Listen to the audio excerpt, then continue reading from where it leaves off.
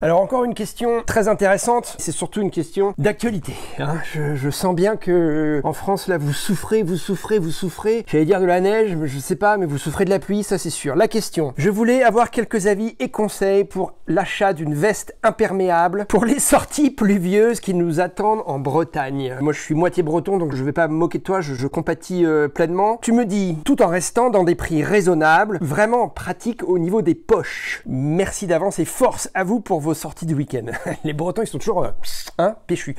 Alors, Loulou, qu'est-ce que c'est qu'une veste imperméable? Alors déjà, une veste imperméable, c'est pas une veste coupe-vent. Parce qu'une veste imperméable, elle va être coupe-vent, mais une veste coupe-vent, elle va pas être imperméable, ok? Une veste imperméable, c'est toujours plus cher qu'une veste coupe-vent. C'est difficile de trouver une veste imperméable en dessous des 200 €. Hein. Après, tu peux toujours trouver des soldes, hein. Hésite pas, hein. Au contraire, moi je suis toujours partant, à moins qu'on ait comme ça des billets de banque qui poussent dans les arbres, mais sinon, les soldes, c'est toujours très bien. Moi, je fonctionne quasiment exclusivement en solde. Donc, veste imperméable, c'est plus lourd, moins respirant et c'est plus cher. Alors, après, il y a un peu tous les modèles, si tu veux. Il y a des vestes imperméables à 600 €. Tu vas chez Arc'teryx, tu vas pouvoir trouver une super veste imperméable à 600 €. Mais tu n'as peut-être pas besoin de ça. Ce qui m'amuse, si tu veux, c'est que les marques, elles disent oui, respirant. Hein. Faut que la veste, elle soit respirante. Mais une veste imperméable, je vais fâcher encore toute l'industrie du running, mais par définition, malheureusement, c'est pas respirant. C'est pas respirant.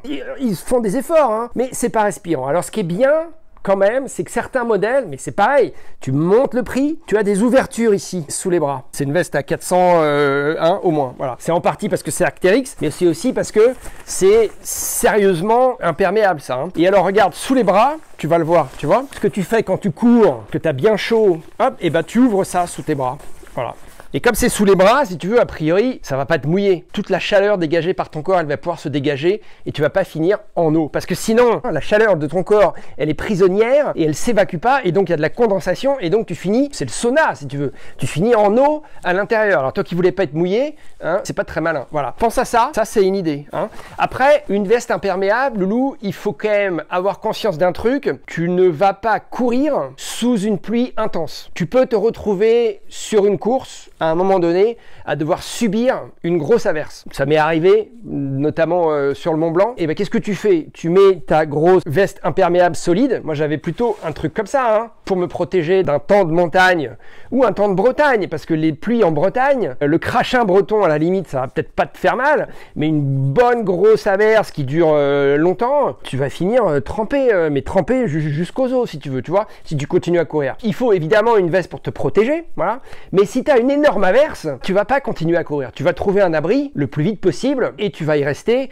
en attendant que ça se calme. Donc les vestes imperméables, si tu veux, il faut aussi relativiser. Il faut une veste imperméable si tu fais des compétitions, surtout si tu fais des compétitions en montagne ou en Bretagne, tu vois. Tu peux être soumis à des grosses averses parce que tu sais jamais ce qui peut se passer pendant la course et là, il faut effectivement que tu puisses te protéger parce que sinon, tu vas être trempé et tu vas avoir froid, tu risques d'abandonner. Si t'es mouillé et si t'as froid, plus les distances s'allongent, tu vas abandonner. Sur un semi, à la limite, tu peux le faire mouiller du début à la fin. Et encore, un trail de 30 bornes, 40 bornes avec un peu de dénivelé et au-delà, tu peux pas être mouillé. C'est pas possible, sinon tu vas choper la mort et tu finiras dans le fossé. Hein. Et ça peut être dangereux si tu veux. Donc, grosse pluie, tu vas t'arrêter. Vraiment, faire une course sous la pluie, du début à la fin, c'est extrêmement difficile. Moi, je me souviens, hein, sur les Templiers, par expérience, mais par souci de sécurité pour les coureurs, Gilles Bertrand, que je connais bien, il avait annulé toutes les courses, quoi. Tu vois, donc les courses n'étaient même pas parties parce qu'il y avait de l'orage et que bah, c'est extrêmement dangereux. Encore une fois, l'orage, tu te prends un éclair, tu finis en poudre d'os, quoi. Tu vois, on te retrouve même plus, on va retrouver tes chaussures, mais puis un petit tas de cendres juste à côté. Et ah bah c'était Martin, voilà. Hein, bah non. Bon, prudence sous la pluie. Les gros orages, c'est pas fait pour courir. Il vaut mieux que t'arrêtes plutôt que tu mettes ta vie ou ton intégrité physique. Encore une fois, tu peux glisser, tu vas choper la mort. Si l'organisateur parfois a pas la sagesse, l'intelligence, l'expérience, le respect d'arrêter la course, c'est à toi aussi de savoir ta vie par rapport au sport. Hein. Bon, voilà. Mais après, voilà, petite averse, petit crachin breton, eh ben, il te faut une veste imperméable, certes, mais t'es pas obligé de prendre une veste très chère du coup. Si tu veux, les marques, moi, personnellement, si j'avais demain à investir dans une veste de pluie, et des vestes de pluie, j'en achète régulièrement, peut-être pas tous les ans, mais au moins tous les 2 ans, j'ai une nouvelle veste vestes de pluie parce que malheureusement, ça s'use en fait. Quand tu les laves, la matière, elle s'use. Si tu veux, au fil des années, elles deviennent moins imperméables. C'est pas des produits qui durent. Alors c'est un petit peu embêtant parce que c'est des produits très chers. Tu vas pas la garder 5 ans ta veste. Tu vas la garder une saison, 2 saisons. Si elle te fait 2 saisons, déjà c'est beau. 3 saisons, bon, peut-être, mais tu peux capitaliser sur 2 saisons si tu veux, tu vois. C'est pas énorme quoi quand t'as une veste à 300 €. Dans la panoplie de la course à pied, les chaussures et la veste de pluie, c'est ce qu'il y a de plus cher, voilà. Donc pour 100 balles, t'as une veste coupe-vent, ok? Pour 200, 300 balles, t'as une veste imperméable qui tient la route. Moi, les marques, je te dirais, c'est, tu connais mon attachement à Patagonia. Donc Patagonia, ok? North Face, Salomon, bon, bien sûr, Arc'teryx, oui, Millet, oui, Red Light. Ah, Red Light, faut pas oublier Red Light, hein. C'est moins cher que les autres, souvent, ça, Red Light, hein. C'est français. Parce que les autres, là, pas beaucoup les français. Si, il y a Millet. Bon. Ah, mais Gore, la marque Gore, enfin, c'est Gorewear. C'est les inventeurs et les propriétaires du Gore-Tex, hein. Le Gore-Tex, je le répète encore une fois, c'est comme Frigidaire. Frigidaire, c'est une marque. C'est une marque qui fait des réfrigérateurs, mais le produit, c'est un réfrigérateur. Le Gore-Tex, c'est une membrane, en fait, le Gore-Tex. Donc, des membranes, il y en a plein. Il y a des marques qui ont choisi de s'associer à Gore-Tex et il y a des marques qui développent leurs propres membranes. Je parlais de Red Light. Red Light développe ses propres membranes. Je crois que North Face aussi, tu vois. Salomon aussi. Ils ont peut-être les deux. Le truc de Gore-Tex, quand même, c'est que moi, je fais confiance à Gore-Tex. Ça fait des années. C'est un peu la référence. C'est le benchmark. Encore une fois, j'adore ce mot. Hein, Gore-Tex, c'est le benchmark, mon loulou. Ok? Donc, c'est la référence. Si tu vois Gore-Tex, ça veut dire que c'est imperméable, ok? Donc là, tu es sûr de ne pas te tromper. Après, tu veux des poches, d'accord? Mais ça va être forcément un produit qui va être plus lourd et aussi sans doute plus cher. Parce que les poches, il faut que les fermetures éclairs, elles soient imperméables. Tu vois, que tu puisses dans ta poche mettre tes gants,